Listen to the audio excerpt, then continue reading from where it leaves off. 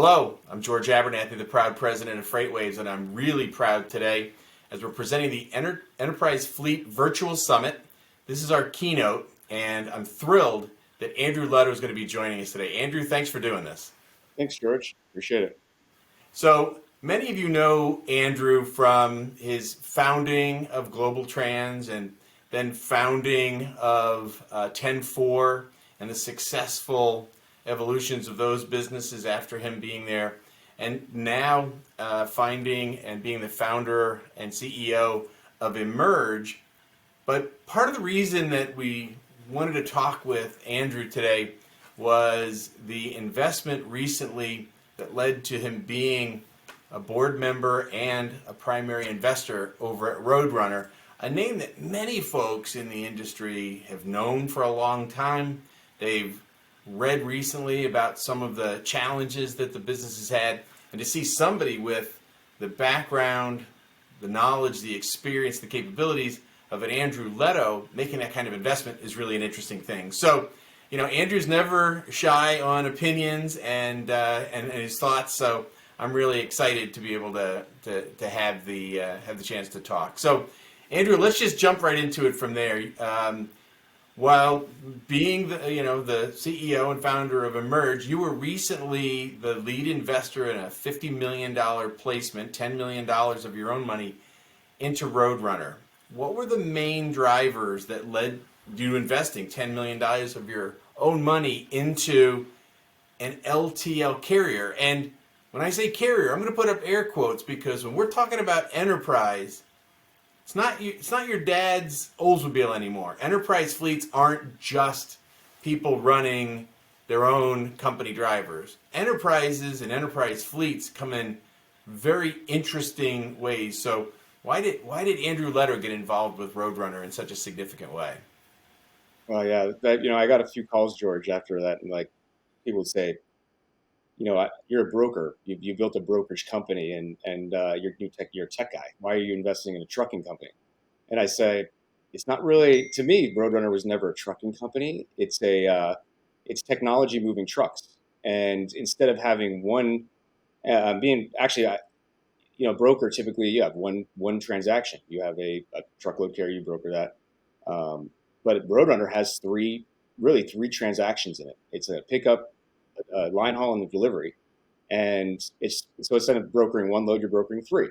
Now it does have ICs, independent contractors, but it's not a trucking company, in my opinion. It's more of it's a company that it serves a great purpose, which is consolidation of LTL, and then moving it through more of a instead of quick getting it there in 2-3 days. How about you could save some money, wait a little longer, maybe one, and it's not much longer, it's 1 or 2 days longer in the LTL business, to get your product there, and you're going to save 20-30% because you don't have all the line haul. You're skipping, like in parcel, you call it zone skipping.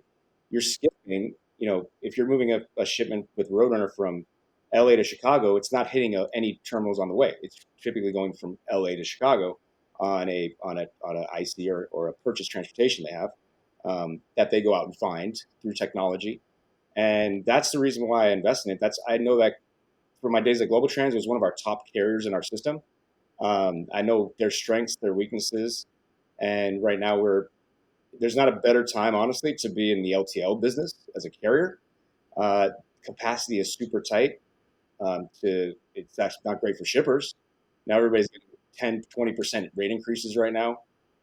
Hopefully that more trucks are put in the system, but everybody's raising. It's just a very tight truckload market, which then makes it even a tighter LTL market, because a lot of truckload then sometimes moves LTL, and it wasn't a trucking company. So when I say Roadrunner, it's really just it's brokering 3 trucks versus 1, which then provides what might be a Leto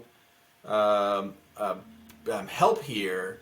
3 transactions instead of 1 means the technology is critically important. And I'm not telling you anything you don't know, but at Global Trans and obviously 10-4 with the visibility that you're doing, and now with the Emerge platform, technology really is what you've done on that maybe that one transaction side. So explain how technology is going to be a differentiator as you guys deal with the three transactions that you're doing at Roadrunner.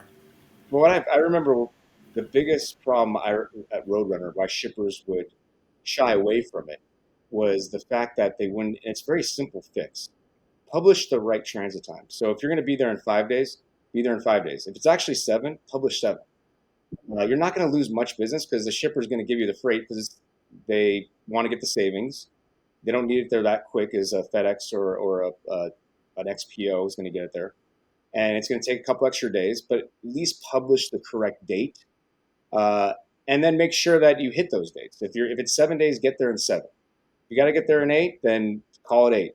And even if it's only 10% of the time, because that you just have to commit to what you're publishing.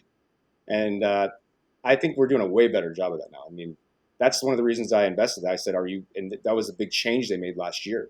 And a lot of shippers and I noticed Roadrunner's revenue hasn't gone up in the last 3 years, which most LTL carriers have done great. I mean, look at Old Dominion, Saya, everybody's growing except Roadrunner. And the reason why is because they weren't publishing. Honestly, one of the biggest reasons why shippers would say we don't want to use Roadrunner is because on their scorecard of Roadrunner, it would be poor because it wasn't getting there on the published transit days. And shippers look at their scorecard. It's how they judge a company mostly on time percentage. So in the LTL world, so if you're on time, or at least just publish the dates that you're going to be there in, and stick to it versus trying to flip it by and saying, hey, we're 5 days in this lane, and then you're even only 10% of the time you're missing that 5 day mark. You've got to publish the right transit time. So that's why I made this investment, because we're starting to do that now really well. But now it's all about reintroducing ourselves to the shippers, because a lot of shippers took their business away from a Roadrunner. But what's great is now they need a LTL consolidation or a company like Roadrunner to lower. I mean, the rates are going through the roof in LTL. Rates are up 10, 15% in the last year. And if you're a shipper that didn't get a rate increase, a lot of shippers will say, "Oh, I didn't get a rate increase." Well, then you probably weren't. We're paying more than you should have at that point, because everybody, if you're getting the best rates a year ago, you probably would have got a rate increase by now. So I hope that my investment in Roadrunner, I'm putting a lot of emphasis in technology. We have a great team there that is doing that. I made sure of that. And also the fact that, if anybody remembers Roadrunner, there was a bunch of crazy companies thrown together, like a grocery warehouse. Roadrunner used to be had a grocery warehouse distribution business, had a brokerage, had a true truckload brokerage. It had another company that was an expedited marketplace, but none of it. And then a regional LTL carrier. And all these companies were thrown together by this private equity company 15 years ago. And a lot of us in the industry would shake our heads like, why would Roadrunner buy this company? And why would they buy that company? It was really just poorly executed. So we're changing that. And now it's just the LTL company. It's just purely the LTL. So the team could finally focus on that, which is what they were good at. Roadrunner used to be Roadrunner, Dawes, and this company called Bullet. It was put together, and they then just lost their way for about 15 years. And now it's just the LTL company, which is so much easier to manage. As you talk about that, it's fascinating, because when you think of other companies that were put together more successfully, like an XPO, and they've had such great success in their LTL provision, still having an asset part of it, evolving from what would have been traditionally defined as an enterprise LTL provider, plus all those other pieces, like you said, that were put together, now has evolved to where, it really is 2021 and beyond, where technology is making that asset light or non-asset provision really the way that we're going in so many different ways with the digitization, although I hate the phraseology, but the digitization of brokerage now moving into LTL as it has so significantly done in brokerage. So you talked about the team, Andrew. I'm really interested. You've got some really strong folks, and you're right. for a while, over the last number of years, Roadrunner was not a name where you would expect to be able to recruit the kind of names or the kind of partners that you have. They're going to help run the business, and David Ross, or help be on the board or as an advisor, and a Kevin Shuba. How did that all evolve? How did the evolution of Roadrunner, the challenged Roadrunner, end up yielding such a strong team? Yeah. So the first thing I look at when I invest in a company or I build a company is the team. The idea is obviously the first step, but that's the execution is the most important thing. So I actually called David Ross, which is awesome. We got him. Apologize to Stiefel for doing that, but David knows how LTL companies are valued. What is Wall, what makes them valuable. He covers it. He's covered them for years. So him transitioning into that role of now he's helping us, get Roadrunner back to where it used to be. We're operating at a 90 OR. We're not there yet. We have a ways to go, but he knows exactly, how is Old Dominion the most valuable LTL carrier? What did they focus on? And he knows all those aspects. They focus on heavier weight shipments. Certain ways. There's certain attributes that make an LTL carrier valuable. So I called David up and thought he would be great to help us build that. And then this company, Elliott. So the reason I got involved is Elliott called me. Elliott, the private equity firm that's involved there. They called me up and saw that I was the number 3. Global Trans is the 3rd largest customer. And when they called me up, the first thing I asked him, because he said, "Would you like to be involved?" And I said, "Are all the crazy companies that Roadrunner purchased over the last 10 years, 15 years that didn't make sense to the LTL part of it, are those gone? And is that debt erased or mostly erased?" And he said, "Yes, we actually sold all the assets that were not essential to the LTL side of the business," which was what Roadrunner started as. And then this private equity group for 10 years, the last 15 years before now, was putting all these crazy companies involved. And now this management team at Roadrunner had to worry about all these different entities, a brokerage, a grocery warehouse. Now the team could just focus on LTL. And that's, to me, it's all about focus. There hasn't been, and you could argue XPO, putting together a bunch of companies in our industry and trying to make it worth a lot, better than their individual parts, really has never worked. And you could even argue that for XPO, it's still a struggle. I mean, XPO's done probably the best job of it. Brad Jacobs, but Brad Jacobs to me is a great private equity guy that understands but he's actually just doing it just in one industry, and he's doing it through XPO. And he knows how to raise money, and knows how to put it all together better than anybody. But no one else has really done that well. Put a bunch of companies together and made it work. Roadrunner is a good example of that. What you should not do if you're thinking about that. But I like where LTL where they're at now is great, because the team's there, and just the focus can be there. Absolutely. So let me spin a little bit here. FreightWaves was one of the first entities to report this and really dig into the reporting around Roadrunner and give the detail around. But the headline of Andrew Leto and $50 million total going in is really an interesting story for those of us who are so deeply ingrained in this industry. Because, wait a minute, I know Andrew Leto. Andrew Leto is helping to and running Emerge. He's got a full-time gig.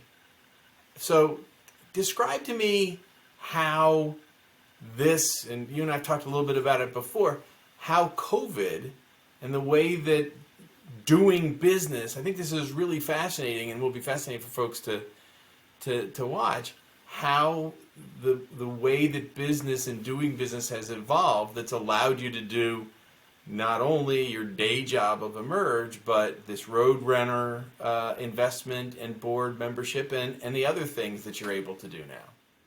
Yeah, before COVID, I could not do this. I made a $10 million investment into that company. But also, I sit on boards of other companies that invested in this industry, and as well as others. And I couldn't have done this Roadrunner before, a year and a half ago, while still trying to build Emerge. Right. Sometimes. So I'm building Emerge now. But I couldn't do this without being able to do everything through, you don't have to be at 4 board meetings, a year and a half ago, you'd have to go to 4 board meetings. I'm in person. If you're going to invest in something and sit on the board. Also, building a merge, a year and a half ago, I'd have to go out anytime we got a new customer of a large that was a larger shipper.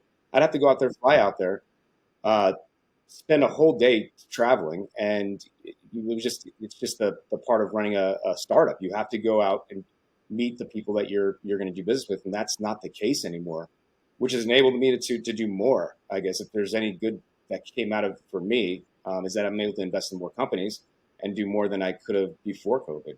But yeah, it's one of the only good parts I think of for me that of what's happened, because I can do this. I could actually do a Zoom call. I could help Roadrunner by just with technology and getting on Zoom calls, communicate, that kind of communication. I couldn't do this without it. Absolutely. I couldn't agree with you more. So let's not just look in the crystal ball, Andrew, but you clearly are putting in and helping to move the new Roadrunner asset light or non-asset model forward as one of the ways that enterprises are going to be managed going forward. So I'm sure you already have something in mind, but what will define success? What metrics do you look at? Because I know you, I talk to you, you and I share a love of non-assets on the truckload side. We know what defines success over there. When margins increase, when productivity increase, we know how that happens. On the LTL side, and in the specific circumstance of Roadrunner, do you already know that what will define success 2 years, 3 years from now, and what those metrics are that you're watching to help make that success happen? Yeah, the biggest problem in the LTL business, and I've always said this, is the fact that supply and demand doesn't matter in regards to pricing. So when you go to a large shipper and you're an LTL carrier, and that's what's hurting. I mean, also for brokers and truck on the truckload side and the carriers on the truckload side, you have to give a rate and you got to stick by it for a whole year. It doesn't, and if supply goes lower and the demand gets higher, which it happens in LTL, you can't. It's very hard to go to a shipper and say, "Hey, I need a rate increase right now." So if you don't get ahead of that, you could just lose. You gave that rate out before you knew that truckload line haul was going to go up 30%. So right now the good news is for a company like Roadrunner is that everybody's giving rate increases. So you don't look as bad when you're going to the customer and saying, "Hey, I got to get a rate increase because it's costing me 30 to 40% more for the line haul that I didn't expect to pay. I thought I could." And then obviously the demand goes up, the supply gets less, and that's why shippers are seeing on average in LTL right now 15% increase, 10 to 15% increase over last year. So it's about, to me, it's about getting ahead of pricing, being able to dynamically change your rates with shippers, and that's the biggest problem in LTL. It's not like the airline industry where you go on Priceline.com and if like back when airlines used to have a lot of demand. They don't now, but when they had a lot of demand, the price would go higher the next week. And it's not like that in trucking. And I think it's not going to change overnight. Shippers don't want to move to dynamic pricing for that reason. They kind of like the fact that they get to, "Hey, this is my rate." I get to go to my CFO and say, "This is what I'm going to pay on LTL for this year because I got my prices fixed." But that's not the case in trucking. I think that's the biggest problem in all trucking is that we live in an environment in the truckload space and the LTL space that you have to stick by those rates. And, there's a lot of companies like on the truckload side, the broker side, Convoy's doing that guaranteed primary for that reason, because they know, like, "Hey, listen, we don't believe in," and a lot of people are arguing that, hey, truckload rates, the pricing for truckload is moving from static to dynamic, but shippers are going to fight that. And the biggest shippers are going to fight that. They don't want to go to dynamic rates for the reason of, "Hey, listen, we got to know our budget for the year. We have a budget for trucking. We've set our prices with the retailer. We've set our prices for the product, and here's our budget for transportation." And right now I think it's the hardest part about being in the trucking industry and being on the trucking side. The good news is that it's the tightest truckload capacity truckload and LTL capacity ever. So if you're in the truckload or LTL business, you're making, I mean, it's the most profitable it's ever been for LTL. Companies that used to that you would like an Old Dominion was operating at 80. Now they're even getting in the 70s, which is crazy. I mean, 15, 20 years ago, they would be happy to operate at a 90. So it's getting tighter and tighter. And the problem in LTL is that there's only 12 carriers, 10 carriers that run majority of the business in the United States. So if they don't increase supply, it's almost like OPEC, they don't get together and say, they can't. But it's not like they're, I don't see it getting any looser anytime soon. I mean, it's a good time and that's why I invested in Roadrunner. But I think pricing is just the whole idea of static rates and fixed rates is the hardest part about being a trucking and being on the trucking side of the business. So you got to get ahead of that. So that's what I'm working on right now is how do we get ahead, to know that our prices are going to go up as far as our line haul costs. And how do we get ahead of that and then price even though we gave the shipper a certain rate, how do we price it? Could we go to them twice in 6 months? It's hard to do. That's how you lose a customer. But everybody's having to do it. A lot of LTL carriers are going to their shippers and saying, we got to raise the rates. So it's all, to me, it's about pricing. And even though you're in this static environment, you got to be ahead of it. You got to price yourself correctly and do it without pissing the customers off. But that's the hardest part. But the good news is everybody has to play in it. All the other competitors have to play in that environment. They got to price it the same way. So yeah, it's just crazy. I think I don't think we're going to move anytime soon to a dynamic LTL environment where shippers go out and then today are going to get their rate from FedEx, UPS, Saia, Old Dominion, and then they're going to get a different rate than yesterday. That's not going to happen in the next. I don't think it's ever going to happen. Actually, it's going to be very hard to get the shippers to switch from here's your tariff, right? Thank you. Versus it's not even happening right now. In my opinion, maybe for the smallest shippers, but not the bigger. Yeah. So I'm gonna have to sort of tie a bow on this, but let me ask you something sort of Leto centric. You talk a lot about the people being the differentiators in the businesses that you've created and built, and then sold, and then created more. So Roadrunner's got to be a particular challenge in so many different ways of getting people who knew of it from back when it was challenged, for lack of a better way to describe it. Whether those are people who are you're trying to get to haul the freight, you're trying to get to move the freight within the building, to sell it, to be the executives. How do you? And this is a great way to do it. It's a great way to get the message out. How are you looking to and you and the team looking to get that message out that Roadrunner is a different company now. It's a different company for customers to be thinking about. How are you thinking about getting that message out? Yeah. So the hardest part about getting the message out in our industry is that shippers don't typically buy off advertising. You could get the message out kind of that way, but it's not like I don't think I could say all day long that shippers should be saving. Every shipper should be looking at a Roadrunner right now to save money. You could save 20 to 30% if you just wait an extra day or two. And sometimes we're the same transit day as the premium carriers, but you have to still have someone go knock on that door and sell that shipper. Otherwise, they're not going to do it. And it's just, so you have to have an enterprise sales team. It's very important in our industry to have someone that actually goes presents your, hey, reconsider Roadrunner again. So FreightWaves is the best way to get your message out in our industry now, which you guys have done a great job of creating the behemoth that we needed. But still, you can't advertise your way to success for anything we do. You have to go. This is how I look at it. There's 250,000 roughly companies that buy freight services in the United States, and that means there's 250,000 decision makers.